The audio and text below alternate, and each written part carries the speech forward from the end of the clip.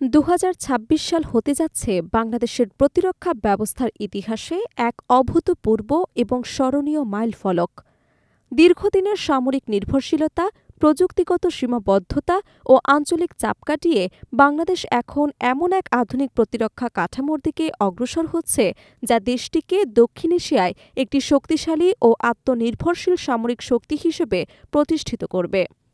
প্রতিরক্ষা মন্ত্রণালয় ও আন্তর্জাতিক বিভিন্ন সামরিক বিশ্লেষণ সংস্থার তথ্যমতে বাংলাদেশ সেনাবাহিনী, নৌবাহিনী ও বিমান বাহিনীতে একযোগে কয়েক ডজন অত্যাধুনিক সমরাস্ত্র যুক্ত করার প্রক্রিয়া এখন চূড়ান্ত পর্যায়ে রয়েছে।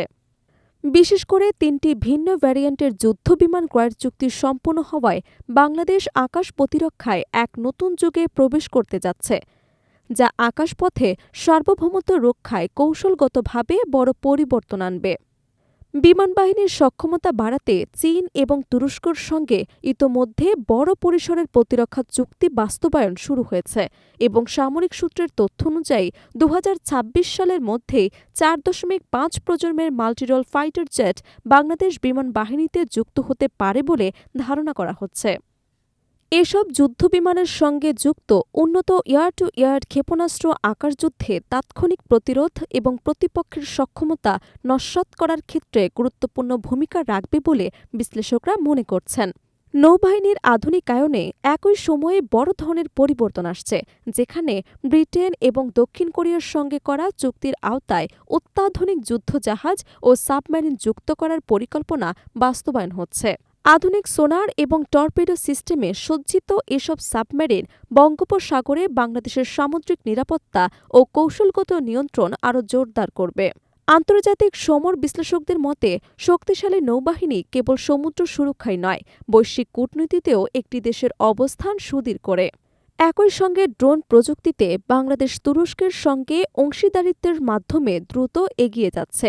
ইতোমধ্যে তুরস্কের তৈরি উন্নত মানের ড্রোন প্রতিরক্ষা ব্যবস্থায় যুক্ত হয়েছে এবং ভবিষ্যতে আরও উচ্চ ক্ষমতাসম্পন্ন আক্রমণ ও নজরদারি ড্রোন অন্তর্ভুক্ত হওয়ার সম্ভাবনা রয়েছে, যা সীমান্ত নিরাপত্তা ও কৌশলগত অভিযানে বাংলাদেশের সক্ষমতা বহুগুণ বাড়াবে।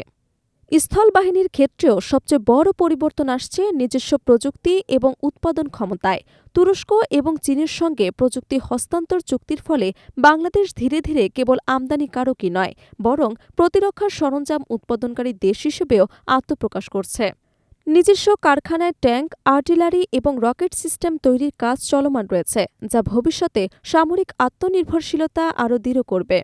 আক্রমণাত্মক প্রতিরক্ষা কৌশলের অংশ হিসেবে আধুনিক অ্যাটাক হেলিকপ্টার যুক্ত করার পরিকল্পনা রয়েছে, যা পাহাড়ি এবং উপকূলীয় এলাকায় দ্রুত প্রতিক্রিয়া জানাতে সক্ষম হবে। সামরিক বিশ্লেষকদের মতে এসব আধুনিক সমরাস্ত্র যুক্ত হলে বাংলাদেশের প্রতিরক্ষা কাঠামো আরও ভারসাম্যপূর্ণ হয়ে উঠবে।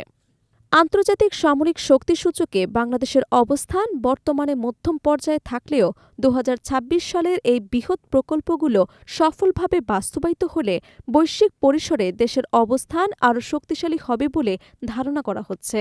বঙ্গোপসাগরের নীল জলরাশি থেকে শুরু করে আকাশসীমা এবং স্থল পর্যন্ত সার্বভৌমত্ব রক্ষায় এই আধুনিক প্রতিরক্ষা উদ্যোগগুলো বাংলাদেশের জন্য কৌশলগত নিরাপত্তা বেষ্টনী হিসেবে কাজ করবে, যা দেশকে ভবিষ্যতের যে কোনো চ্যালেঞ্জ মোকাবিলায় আরও প্রস্তুত করে তুলবে।